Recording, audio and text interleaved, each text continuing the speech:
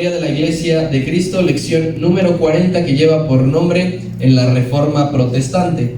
Y ahora sí vamos a darle lectura del 18 al 29.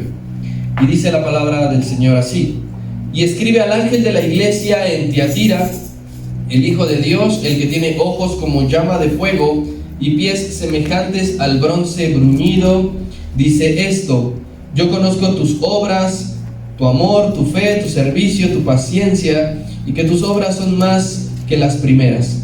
Pero tengo unas pocas cosas contra ti, que toleras que esa mujer Jezabel, que se dice profetiza, enseñe y seduzca a mis siervos a fornicar y a comer cosas sacrificadas a los ídolos. Y le he dado tiempo para que se arrepienta, pero no quiere arrepentirse de su fornicación. He aquí yo la arrojo en cama y en gran tribulación a los que con ella adulteran, si no se arrepienten de las obras de ella. Y a sus hijos heriré en muerte, y todas las iglesias sabrán que yo soy el que escudriña la mente y el corazón, y os daré a cada uno según sus obras. Pero a ustedes, a los demás que están en Tiatira, a cuantos no tienen esa doctrina y no han conocido lo que ellos llaman las profundidades de Satanás, yo os digo, no os impondré otra carga, pero lo que tenéis, retenedlo hasta que yo venga. Al que venciere y guardare mis obras hasta el fin, yo le daré autoridad sobre las naciones, y las regirá con vara de hierro. Serán quebradas como vaso de alfarero, como yo también la he recibido de mi Padre, y le daré la estrella de la mañana. El que tiene oído, oiga lo que el Espíritu dice a las iglesias. Comenzamos a partir de hoy, hermano, a estudiar uno de los hechos históricos más importantes de toda la historia cristiana, de toda la fe cristiana. Este hecho marcó un cambio significativo para la iglesia, para la fe, y que a su vez también le va a poner fin a la carta de Tiatira. Van a ser entonces 4 lecciones de este tema, 40, 41, 42 y 43, que hablemos específicamente sobre la Reforma Protestante y para poder cerrar la carta a la ciudad de Tiatira. Así que yo te invito a no perderte ninguna lección de estas que faltan, para poder pasar a la siguiente y para que todos aprendamos juntos. Primero vamos a pasar a la siguiente diapositiva, que es lo que nos va a explicar. Yo le voy a explicar brevemente, muy resumidamente, qué es la Reforma. Nosotros hemos escuchado muchas veces la Reforma, o hemos escuchado los protestantes. Dentro de la bolsa de las religiones, por ejemplo, para el gobierno, las religiones, hay unas protestantes diferentes a lo que se venía manifestando. Entonces, nosotros podemos incluirnos dentro de esto, pero hay que saber y hay que entender, hay que conocer por qué somos conocidos como protestantes, o la fe evangélica es conocido como protestante a raíz de lo que se venía sucediendo en este hecho histórico. Lo primero que hay que entender de la Reforma, hermano, es que es un movimiento tanto espiritual como humano. Va de la mano, no es ni solamente humano ni solamente espiritual, son de los dos, porque este movimiento, este hecho, provoca la división de la Iglesia Católica. Ya la Iglesia Católica, podemos decirlo, es predominante, es dominante en este tiempo. Entonces la Reforma lo que trae es una separación por completo de la Iglesia Católica, y entonces sí, por la Reforma se establece el protestantismo, la protesta. La Reforma entonces va a dar inicio un 31 de octubre del año 1517, ya estamos en el siglo XVI, en un país europeo, en Alemania, y un hombre bien importante y clave en esto, no va a ser el único, eso sí, pero es Martín Lutero, ¿no? Cuando alguien menciona la Reforma es el primer nombre que se viene a la mente. Él va a hacer un acto importante.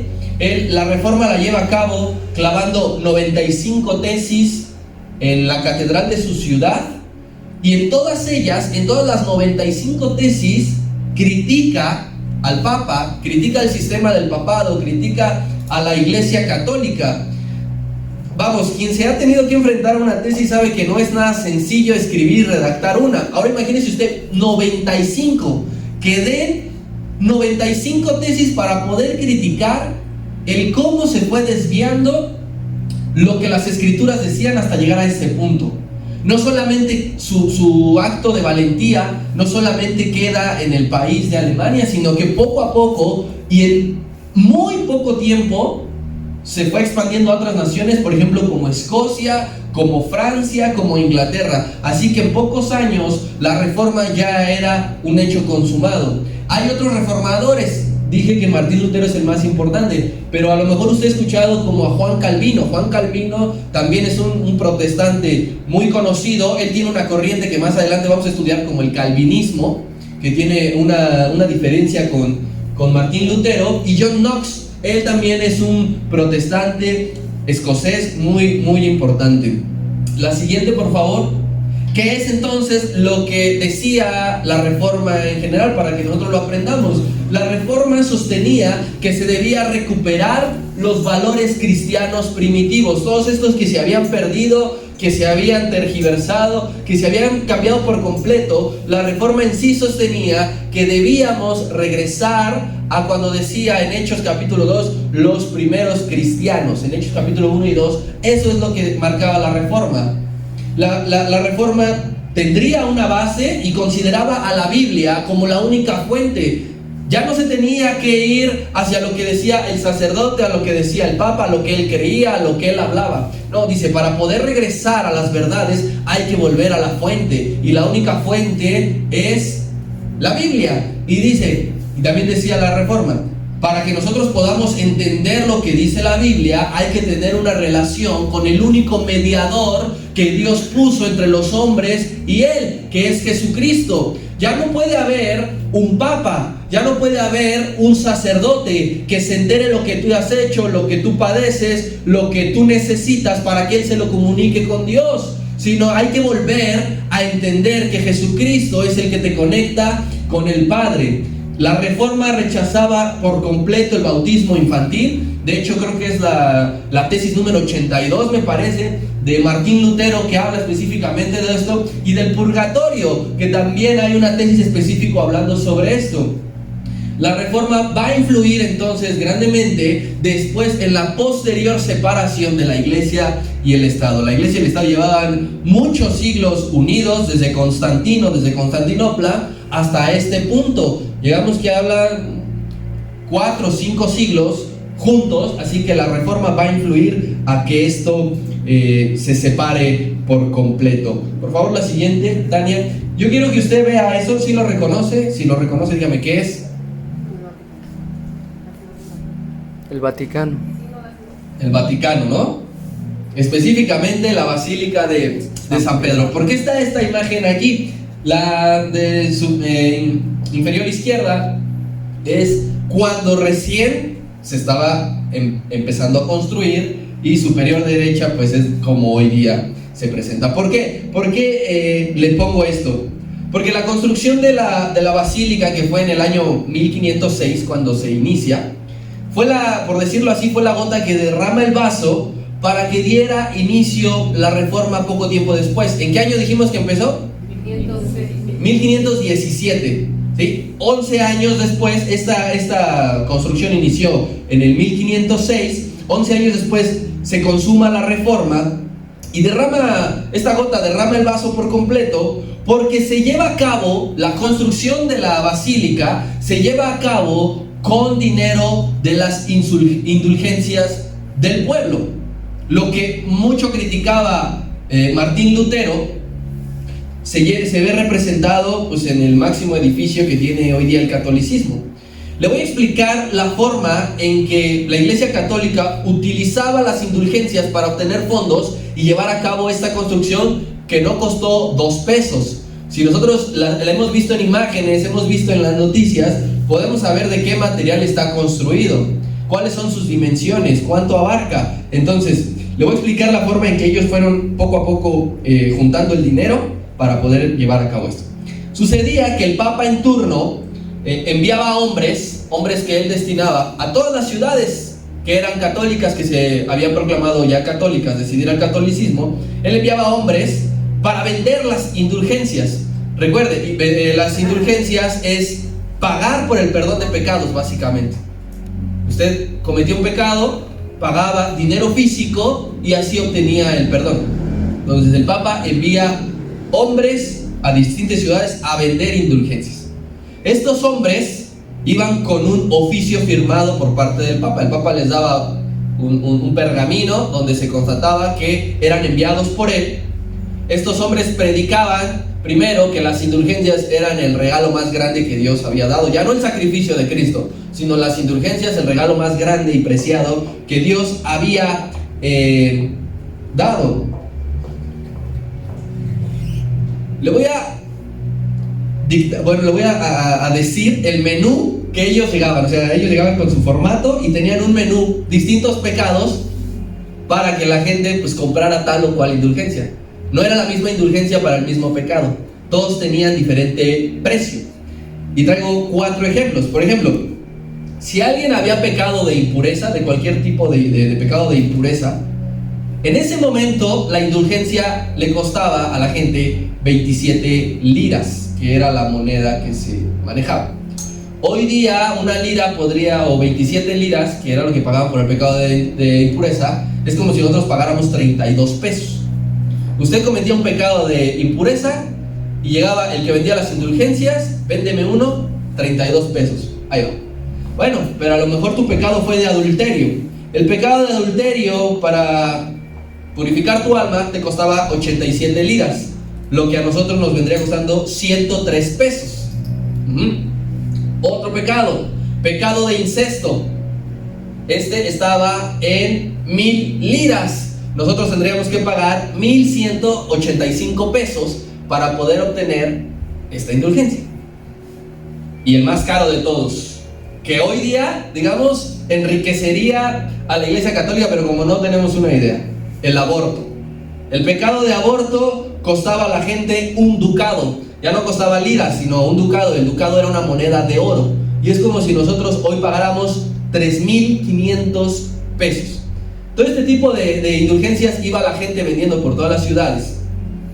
La población, cuando se daba cuenta, cuando veía que el vendedor de indulgencias llegaba a la ciudad, no estaban tristes, por el contrario, se ponían muy contentos, muy felices, hacían una gran fiesta de que un vendedor de indulgencias estaba en su ciudad. Estos hombres recaudaban el dinero en una como cajita, así como cuando uno apoya al Teletón, por ejemplo, o a la Cruz Roja. Ellos recaudaban ahí el dinero y ellos le entregaban a la gente un certificado, que has comprado el perdón por tal pecado, has comprado el perdón por este otro pecado. Y ¿sabe?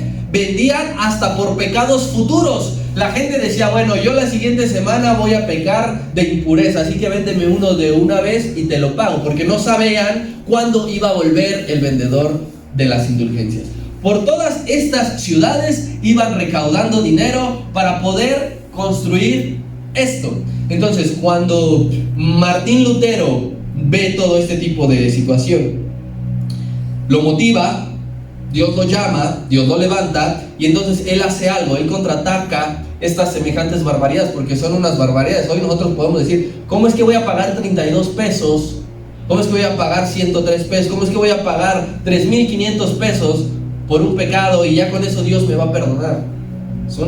Se libró entonces a partir de este momento una lucha entre los vendedores de indulgencias y su doctrina y hombres como Martín Lutero, que se levantaban a despertar a la gente. Ahora, yo le traigo la bibliografía de Martín Lutero. Siguiente, por favor. Este hombre que todo el mundo hemos escuchado alguna vez en nuestra vida, que hemos escuchado hablar. Él primero vive de 1483 hasta el 1544. Vive realmente pues poco tiempo. Esto es lo más importante que hizo Martín Lutero. Él es alemán y su familia era completamente dedicada a la minería, es decir, no era un hombre de muy altos recursos. Él ingresa a la iglesia por un motivo. Él alguna vez cuenta en su biografía que se salvó de morir en una tormenta eléctrica, y eso él lo motivó para creer en Dios, para aceptar al Señor. Y entonces a raíz de ese momento él ingresa a la iglesia, él estudia teología y él con mucho gozo oraba y ayunaba constantemente, oraba todos los días y ayunaba muy seguido.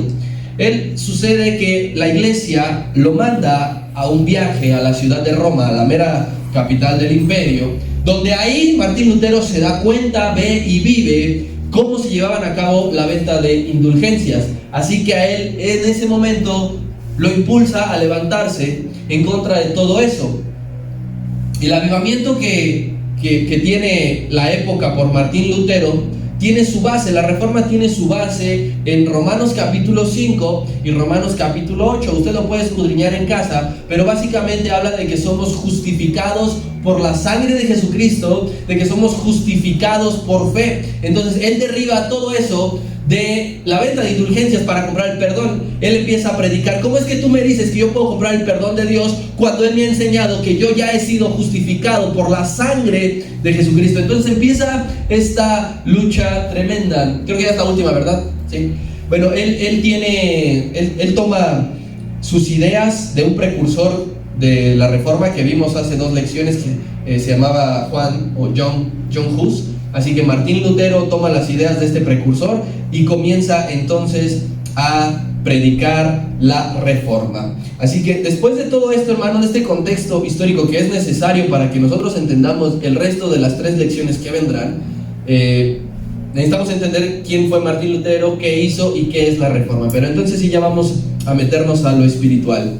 Varias cosas que hay que escudriñar del versículo número 26. Vaya ahí conmigo, Apocalipsis capítulo 2, versículo 26, que dice de la siguiente forma: al que venciere, al que guardare mis mandamientos, mis obras hasta el fin, yo le voy a dar autoridad sobre las naciones. Entonces, ya es la recta final de esta carta, querido hermano, pero también se contrapone que en la parte final de la carta es el inicio de promesas muy singulares de parte de Dios. Hasta en la parte final de la carta inician las promesas que Dios tiene para los fieles de esta iglesia y de todas. Por eso es que en esta misma carta dice: yo soy el Señor de todas las iglesias. No es nada más para Teatira, es para también nosotros. Las promesas singulares que vienen aquí son 2 recompensas que Dios tiene para los que soporten hasta el final, o una promesa doble, como usted lo quiera. 2 recompensas o promesa al doble, como usted guste.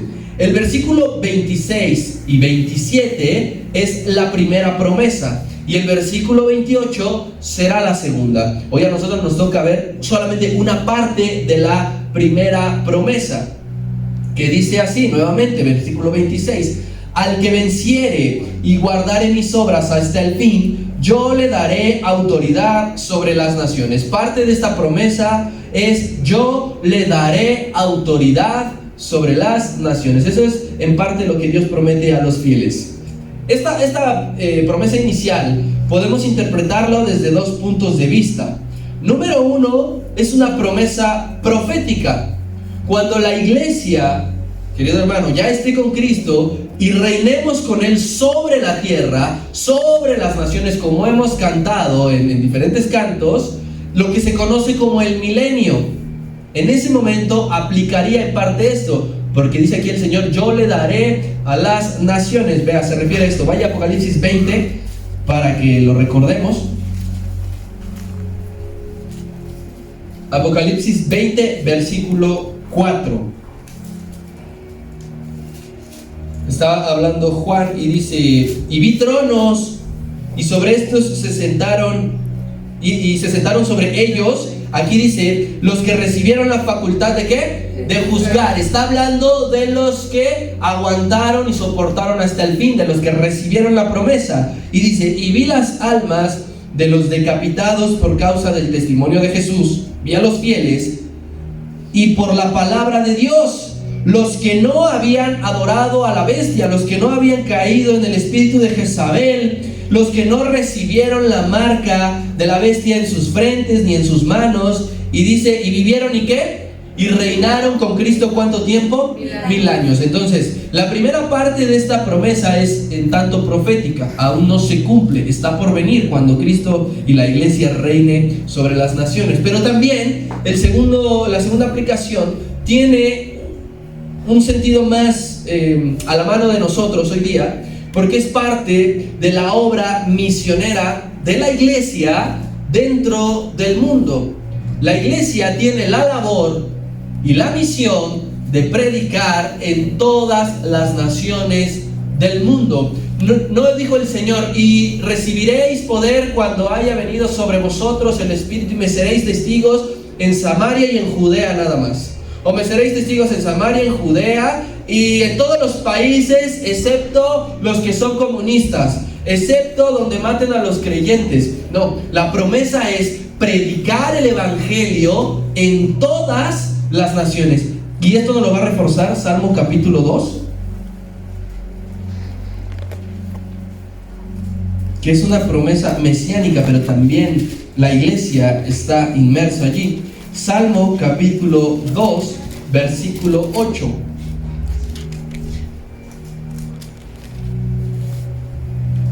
Y dice: pídeme y te daré por herencia las naciones y como posesión tuya los confines de la tierra. Aquí está diciendo el Señor, en oración tú puedes pedirme las naciones para ir a conquistarlas, para ir a predicarlas, para ir a hablar de la palabra del Señor. Pídeme y te daré como herencia las naciones. Es en parte lo que viene en Apocalipsis capítulo 2, 26. Ahora, querido hermano, hay algo que no podemos pasar por desapercibido, porque a todos nos gusta y nos agrada, nos llama la atención esta idea de que Dios te está diciendo: te daré las naciones, reinarás en las naciones, si te mantienes fiel, serás gobernador y juez de las naciones. Sí, pero no omitamos lo que viene al inicio del versículo. Para poder acceder a esta promesa y a la que veremos más adelante, bueno, en las siguientes lecciones, hay una especificación que debemos de cumplir. Dice claramente: al que venciere, al que guardare mis obras. O sea que esta promesa, hermano, no es para todos. Esta promesa no podrá acceder cualquiera que tenga un espíritu de dominar, de poder, de querer, de ambicionar. No puede acceder a esta promesa, porque el Señor dice: únicamente van a regir las naciones, van a gobernar las naciones, van a juzgar a las naciones aquellos que venzan, aquellos que guarden las obras hasta el fin. Así que estas promesas, hermano, que vienen de la parte final de Tiatira, únicamente son para vencedores y para obedientes, no para el público en general, no para cualquier persona que hizo y deshizo durante su vida lo que se le dio la gana. Estas promesas, si tú las quieres, hermano, hay que vencer y hay que obedecer al Señor. Si tú la anhelas. Dice el versículo 26, vamos a quedarnos con las primeras tres palabras: al que venciere.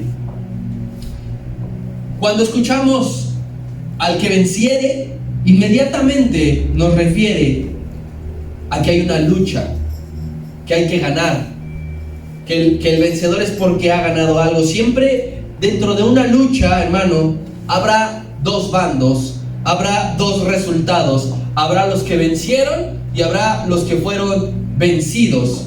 En las guerras uno gana y otro es derrotado. No hay ninguna otra. Usted puede estudiar cualquier guerra que me diga y no hay ningún resultado neutro. Hay quienes ganaron y hay quienes perdieron. Y en el ejemplo de Tiatira, querido hermano, o los vencía el espíritu de Jezabel, o la iglesia vencía al espíritu de Jezabel. Ese era el resultado. No había un empate, no había una tregua que marcara aquí. Bueno, y hubo un lapso de tiempo en que Jezabel y la iglesia pactaron no atacarse mutuamente, sino que se volvieron amigos. Dice aquí claramente, el Señor nos está mostrando dos bandos: los que practicaban la doctrina de Jezabel y los que no habían caído en la doctrina de Jezabel. Una lucha. Y sabes, querido hermano, la lucha que ellos sostenían era una lucha diaria. No era que, bueno, nos vemos el fin de semana, déjame recuperar fuerzas de lunes a viernes y sábado y domingo nos damos en la torre. La lucha era diaria. Diariamente había vencidos y diariamente había vencedores. O eras tú vencer al espíritu de Jezabel, o eras tú ser arrastrado por su doctrina. No había ningún otro resultado. Así que el Señor por eso claramente dice: al que venciere. Al que venciere, le voy a dar lo siguiente. Mira cómo eran los vencidos. Los que sí eran derrotados en esta lucha eran los siguientes. Versículo 20 de Apocalipsis 2. Estos eran los vencidos. Pero tengo unas pocas cosas contra ti, que toleras a esa mujer Jezabel, que se dice profetiza, que enseña y seduzca a mis siervos a fornicar y a comer cosas sacrificadas a los ídolos. Estos eran los vencidos, los que caían derrotados. ¿Todos los días había derrotados? Sí. ¿Todos los días alguien caía en sus artimañas? Sí. Pero ahora vamos a ver la siguiente parte. Estos eran los vencedores, versículo 24. Dice, pero a los demás, a los que están en Tiatira, a cuantos no tienen esta doctrina y no han conocido lo que ellos llaman las profundidades de Satanás, yo les digo, no les voy a imponer otra carga. Estos eran los vencedores. ¿Diariamente había vencedores? Sí. Por eso le digo que la lucha es diaria. Y yo te traigo una noticia, porque puede ser así como de, uy, qué padre, ¿no? Me hubiese gustado estar en aquella época para poder vencer al espíritu de Jezabel y para poder demostrarle cómo que no se puede meter con un hijo de Dios. Te traigo una noticia, esta misma lucha no ha parado. Esa misma lucha no ha concluido y no va a parar de aquí hasta el final de los tiempos. Así que si tú querías vivir en el tiempo de Tiatira, no hay necesidad, porque el ataque y la lucha sigue siendo exactamente la misma. Hoy día sigue presente esta lucha, querido hermano, dentro de la iglesia. Se sigue llevando a cabo una batalla diaria donde todos los días se arrojan vencidos y vencedores. Todos los días hay quien cae y hay todos los días que se levanta en el nombre del Señor y vence. Esto es de todos los días.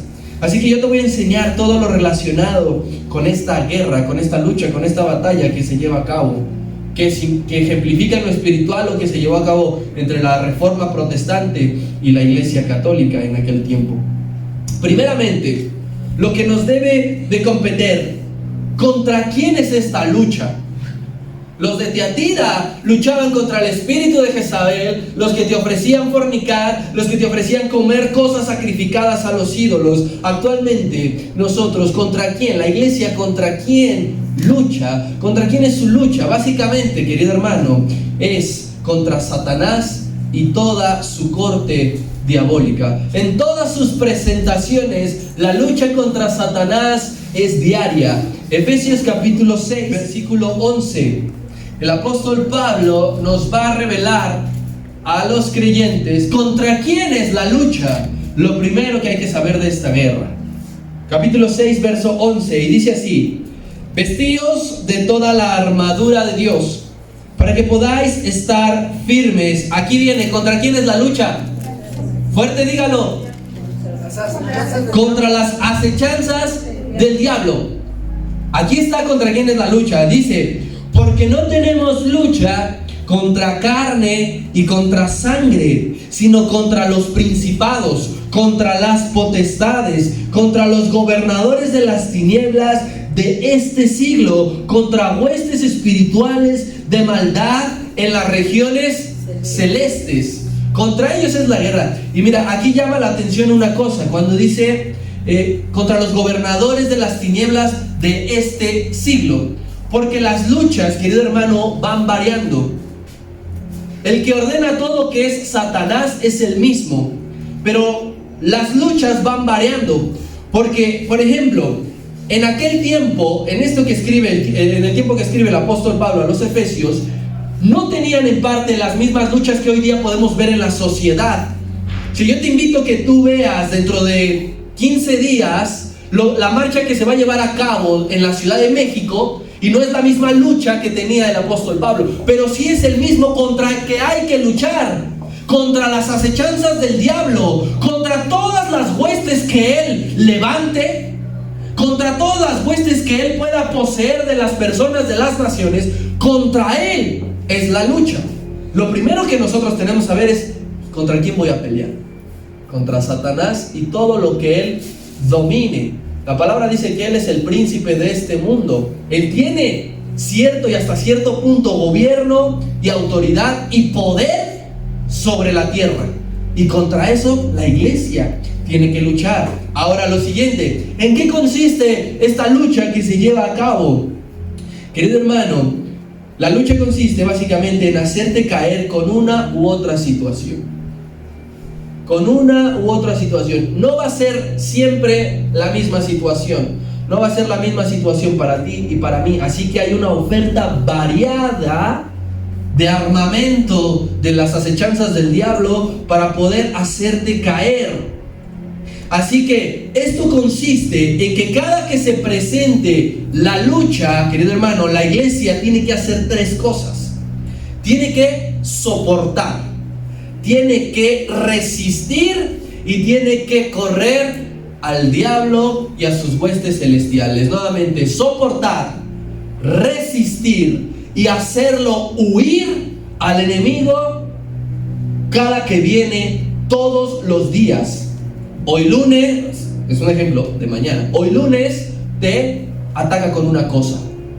Hay que soportar, resistir y correrlo. El martes no vendrá con el mismo ataque. Para el martes vendrá con otro ataque. Hay que resistir, soportar y hacerlo correr. Y así toda la semana, y así todo el mes, y así todo el año, y así todos los días de tu vida, Satanás tiene una guerra declarada en contra de la iglesia. Y no va a haber paz, no va a decir, bueno, este me cae bien. Bueno, este tiene ojos azules, no lo voy a atacar. Bueno, este está guapito, este está gordito, no va a haber ningún ataque. Todos los días es el ataque. Así que esto consiste, querido hermano, que hay que resistir, soportar y correrlo. ¿Y cómo es esto? No con recursos humanos. No te puedes tú parar y decir, dar golpes al aire y decir, te va Satanás ahora, y darle un derechazo y noquearlo y decir, ya lo maté. Así que si el enemigo te ataca a ti con el poder del maligno, nosotros tenemos el poder de Dios. Amén. Y contra eso se contrarresta lo que ellos vienen y atacan. Mira, vamos a ir viendo una por una. Santiago capítulo 1, primero, de cómo consiste esta lucha. Dice, bienaventurado el varón que dice que ¿qué? Que soporta la tentación. Primero dice, no dice, es que a lo mejor y te va a venir tentación. No, dice aquí, la lucha es que te van a venir ¿a qué? A tentar. Y bienaventurado el varón que primero lo que hace es soportar. No que a la primera dice, bueno, pues volví a caer. Bueno, pues caí. Bienaventurado quien soporta. La lucha inicia soportando. El ataque que ellos te lancen inicia tú soportando, iglesia. Después viene el segundo paso. Santiago capítulo 4, versículo 7. Y dice, someteos pues a Dios, y lee tú lo siguiente, y resistir al diablo, ¿y qué va a pasar? Huirá de ti. Dice, es que ya vino la tentación, soportaste, después te tienes que someter a Dios. Aquí está el poder, querido hermano, para poder contraatacar lo que ellos te van a venir a mostrar. Sométete a Dios y Dios te va a dar el poder y la autoridad para que resistas. Primero soportas el ataque, lo resistes, porque el diablo no va a decir, bueno, un ataque y listo, ya. No, va a atacar por un frente, va a atacar por el otro, va a atacar por arriba, por abajo, por atrás, por adelante. ¿Y qué hay que hacer? Resistir. Resistir. Porque el paso final es el siguiente. Mateo capítulo 4 dice así. Entonces Jesús le dijo, di fuerte lo que le dijo. Vete Satanás. Vete Satanás. Entonces, hermano, cuando sabemos, tú y yo estamos conscientes de que hay una lucha contra el enemigo, estás consciente de que va a venir a soltar ataques mortales por uno u otro lado, tú no te puedes quedar así. Tú tienes que contraatacar. Y contraatacar es hacerlo huir. Y él se va. Y él se va. Y dices, ya veniste, ya me presentaste esto, ya me mostraste esto, resistí. Ahora yo te digo a ti, te vas Satanás en el nombre de Jesús. Y el Señor complementa, porque escrito está, no me vas a venir a tentar, no vas a tentar al Señor tu Dios. Entonces esto es estamos viendo contra quién luchamos, estamos viendo en qué consiste esta lucha. Ahora yo te explico, ¿cómo es esta lucha? ¿Cómo es esta lucha? Ya dijimos que no es humana, que no nos vamos a poder agarrar a trompadas, que dan ganas de meterle un patadón. Pero esta lucha, mano, lo que tú debes de saber también es que esta lucha es personal. ¿Cómo dije que es? Personal. Cada uno libra algún tipo de lucha. Cada uno de nosotros libra algún tipo de lucha, pero el enemigo es exactamente el mismo. Yo no tengo un enemigo diferente al tuyo, pero sí tengo una lucha diferente a la tuya. Algunos tendrán una lucha por esto, ponle el nombre que tú quieras. Algunos tendrán una lucha por esto y otros tendremos una lucha por aquello. Pero eso sí, la lucha es personal. No puedes tú, querido hermano, por más que ames a alguien, no puedes tú pelear en el lugar de tus hijos. Puedes pelear con tus hijos, claro que sí, pero no puedes decirle al Señor, sabes que yo tomo el lugar de mi hijo para yo pelear por él y que él se quede descansando allí tranquilamente. No quiero que sufra el chiquito, me salió tan guapo. No quiero que tenga un rasguño. Tú no puedes pelear por tu esposo, por tu esposa, por tu papá, por tu mamá. Por más que los ames, por más que digas, no quiero que padezca, no quiero que sufra, no quiero que ni le dé el aire, quiero que esté en una burbuja, Señor, por favor. No puedes. La lucha que desempeña la iglesia todos los días es personal. Y empieza desde bien temprana edad. Desde bien temprana edad y hasta el día que te mueras, la lucha está. Mira lo que dice la epístola a los Romanos 14, capítulo 14. De manera que cada uno de nosotros, ¿qué dice? Dará a Dios cuenta de sí. Cada uno. No es que cuando tú y yo pasemos al tribunal y que digan Josué Soberanes y que el pastor diga, no, yo voy a dar cuentas por este muchacho, porque me salió bien bonito. Cada uno daremos cuentas de nosotros mismos. Cada uno dará cuentas de sus propias luchas. Cada uno le dirá al Señor su dictamen. ¿Cuántas veces perdí la lucha y cuántas veces la gané de todos los días? Iglesia, no debemos de ignorar en ningún sentido esta parte. Porque si tú sales de este lugar creyendo que el cristianismo únicamente consiste en disfrutar de las bendiciones y la presencia de Dios, ya vas perdiendo. Porque debes de salir de aquí consciente de que estás librando una batalla todos los días. De que te debes de preparar para afrontar la lucha todos los días. Si tú no te proteges, si tú no contrarrestas, si tú no te preparas, si tú no tienes armamento, si tú no tienes cómo, vas a perder la lucha todo el tiempo. Todo el tiempo. Yo te invitaría a que, por ejemplo, nos inscribamos todos en un maratón y no practiquemos un solo día.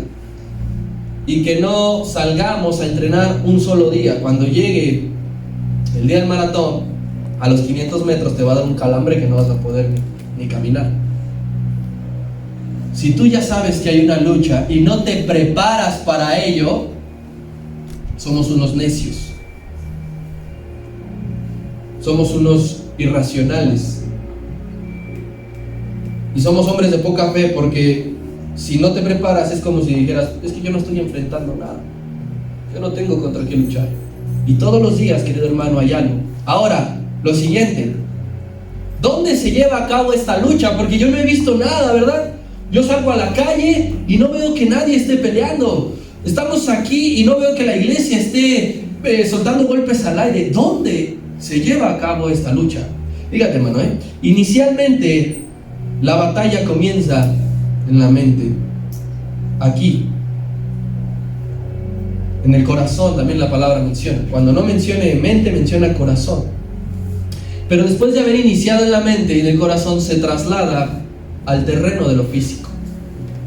Empieza en tu mente y después se hace presente y se hace visible. El bombardeo del ataque de ellos comenzará con una idea. Comenzará con una idea. Comenzará con un gusto. comenzará con un deleite, comenzará con un deseo. Mira que el diablo puede mostrarte algo que según él tú necesitas a tu alma. Por eso es bien importante la oración que hacía David, porque él siempre le entregaba el alma al Señor, porque ahí están todos tus deseos, allí. Y el diablo viene y te muestra un deseo disfrazado de necesidad. Así que, querido hermano, ellos van a atacar, van a bombardear, y después la idea que sea, el gusto que sea, va a venir y se te va a presentar de carne y hueso, así enfrente, literal.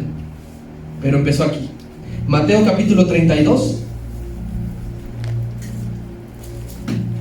Perdón, 22. Y dije, Señor, perdón, mi Biblia es apócrifa. Mateo 22, versículo 37. Me confundí.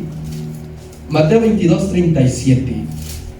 Dice aquí primeramente, Jesús les dijo, les enseñaba: amarás al Señor tu Dios con todo tu corazón, con toda tu alma, ¿y qué más? Con toda tu mente. Porque el Señor sabía que la batalla se libra, ¿dónde? En la mente. Así que Él te da una recomendación: ama al Señor con tu mente. Si no quieres que tu campo sea de fácil acceso, si no quieres que tu campo sea tan vulnerable, ama al Señor con tu mente. Ama al Señor con lo que estás pensando.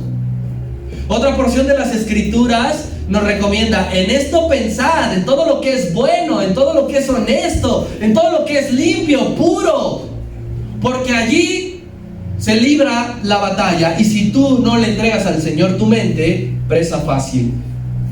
Retrocede a Mateo 15, verso 19, y dice: porque del corazón, de la mente, salen los malos pensamientos, los que matan, los que adulteran, los que fornican, los que roban, los que hablan mal de su hermano y los que blasfeman de su hermano. ¿Por qué hay que entregarle la mente al Señor? Porque de allí sale todo esto, porque de allí te van a atacar con todo esto, porque allí primero se te va a venir a presentar todo esto. Ese es lo primero. Pero, querido hermano, si logramos cortar el ataque en este lugar que es en la mente, ya no le das espacio al diablo de que venga y te lo presente de forma física. Pero si tú no puedes con esta parte, si el diablo toma tu mente, en poco tiempo tendrás aquello aquí enfrente, aquí enfrente. Ya vimos contra quién es la lucha, ya vimos en qué consiste la lucha, ya vimos cómo es la lucha, ya vimos dónde se lleva a cabo esta lucha. Ahora, ¿cómo se vence? ¿Cómo se vence todo esto? Porque suena complicado, suena real, suena a algo que vives tú todos los días. No te estoy viniendo a hablar algo que desconoces, que yo sé que me entiendes. Dice, ¿cómo se vence? Bueno, cuando se presenta aquello, cuando se presenta, fíjate aquí, es actuar de inmediato. ¿Cómo hay que actuar? De inmediato. Mira, que tú tienes un enfermo de gravedad en casa y no vas a decir, todavía aguanta una semana, ¿verdad? Tú tienes alguien que se está sintiendo verdaderamente mal, inmediatamente te levantas y lo llevas al médico. Y en esta lucha es lo mismo.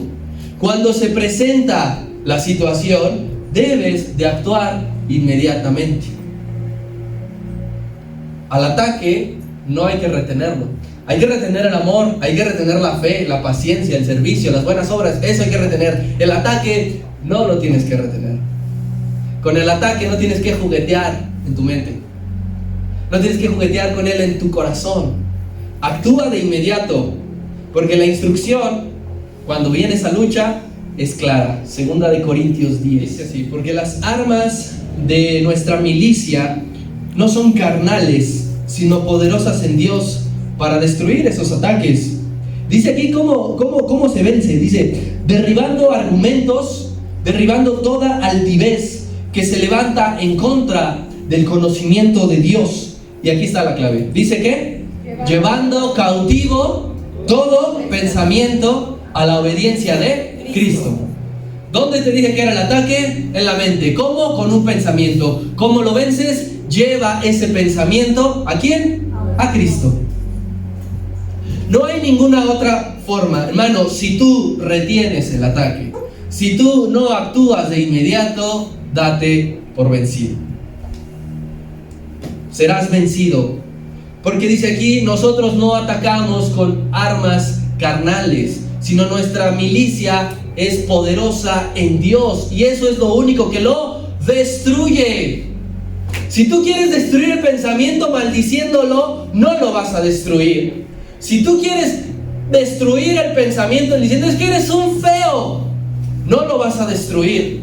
Aquí hay que llevar el pensamiento a la obediencia de Cristo, porque el Señor se encarga de pisotear a sus enemigos y de que no se levanten nunca más. Vayan pasando, mis hermanos. ¿Cómo se vence? También no hay que tener el más mínimo vínculo con el pecado. Que no lo tengas representa vencer. No puedes dejar una puerta abierta, no puedes dejar una ventana emparejada, porque por allí se va a meter. Ningún mínimo de vínculo con el pecado te va a representar a ti que has vencido. Y mira, la base de esta victoria, de cuando vencieron los de Tiatira, de cuando tú vences todos los días, de cuando vence la iglesia, la base de la victoria es la sangre de Cristo. Pero aquí hay una cosa que tú y yo debemos de hacer, porque sería muy fácil decir, bueno, Cristo ya venció en la cruz del Calvario, Él ya derrotó al enemigo. Y sí, pero tu esfuerzo, tu consagración, el estar apartado, el estar alejado lo más posible de todo esto, va a rematar al enemigo. Por eso dice el Señor, hay que, a los que venzan y a los que guarden mis obras. Ahí está inmerso tu trabajo. Guardar las obras del Señor, y así vas a vencer. Apocalipsis capítulo 12. Mira aquí el resumen de todo esto. Apocalipsis 12, versículo 11. Y ellos, los fieles, le han vencido al diablo por medio primero de la sangre del Cordero. La base de la victoria es la sangre del Cordero. Pero también dice, y por la palabra del testimonio de ellos, y menospreciaron sus vidas hasta la muerte. Reflexionemos entonces un poco, hermano, en esta mañana. ¿Qué es lo que anhela tu corazón? ¿Qué es lo que realmente anhela tu corazón? ¿Vencer o ser vencidos? Porque a veces a nosotros mismos nos vencemos solitos. La dejamos bien fácil. ¿Por qué? ¿Qué es lo que anhela tu corazón? ¿Que todos los días venzas o que todos los días seas derrotado? Que todos los días digas, ay, no puedo con esto otra vez. Ay, aquí, ay, allá. Tienes que reflexionar primero qué es lo que deseas. ¿Ser un vencedor o ser un vencido? Porque el vencedor, el que sea vencedor, recuerda que va a recibir a las naciones por herencia. Y otra promesa que vendrá más adelante. Sé consciente, hermano, de todo lo que conlleve tu decisión. Tú dices, no quiero vencer, quiero ser vencido. Sé consciente de que habrán consecuencias para eso. Quiero vencer, sé consciente de lo que va a representar ser un vencedor. Así que en esta mañana yo te invito a que ahí cierres un momento tus ojos.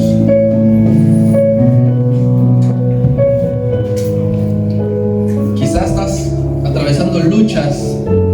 En este momento no, quizá no, estás atravesando luchas. Luchas diferentes, luchas fuertes, luchas que dices, es que siento que no puedo más. Esta es la oración que tú necesitas hacer. Esto es lo que tú requieres, sea con lo que sea que estés luchando. Primero ahí tienes que agradecer al Señor. Esa es la clave de todo. Inicia agradeciéndole a Dios, porque Él ya te ha dado el poder para vencer lo que sea, por su sacrificio.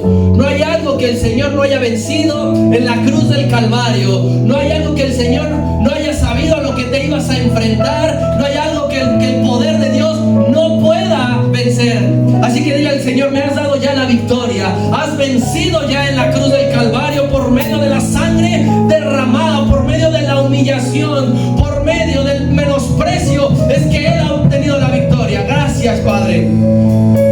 Pero yo te digo a ti en esta mañana, iglesia, si tú estás librando luchas con enfermedad, si tú estás librando luchas con el estrés, si tú estás librando luchas con la presión, si tú estás librando luchas con la moralidad, si tú estás luchando con los vicios, fortalécete en Dios, o con cualquier otra cosa que sea tu lucha. Ninguno de los que estamos aquí podemos decir: yo no lucho con nada, nada viene a atacarme. Sería una mentira. Todos aquí, diferentes formas, diferentes frentes, diferentes ataques, pero todos aquí luchamos, pero todos tenemos que hacer lo mismo. Fortalécete en Dios ahí pídele al Señor la fortaleza necesaria, las fuerzas de tu corazón. Dale el control de tu mente al Señor, dale el control de tu mente. ¿Cuántas batallas ahí tienes en estos momentos pendientes que no has querido entregar, que no has querido darle una resolución inmediata, que has jugueteado con eso o con aquello? ¿Cuánto tiempo llevamos así? ¿Cuántas luchas diarias llevamos perdidas? ¿Cuántas? No te cansas de ser vencido, no te cansas, no anhelas las promesas que Dios tiene para los vencedores y aquellos que guarden sus obras. Señor, cada uno de nosotros que estamos aquí, estamos desnudos ante tu presencia y tú conoces perfectamente lo que cada uno está padeciendo, lo que cada uno está luchando. No hay distinción entre hombres y mujeres, no hay distinción entre adultos y ancianos, no hay distinción entre jóvenes y niños, no hay distinción si llevo 30 años en el Evangelio o llevo un año. No la hay, pero aquí estamos delante de tu presencia, mi Dios, completamente honestos y sinceros. Queremos, Padre, entregarte lo que no te hemos entregado. Queremos estar, Señor,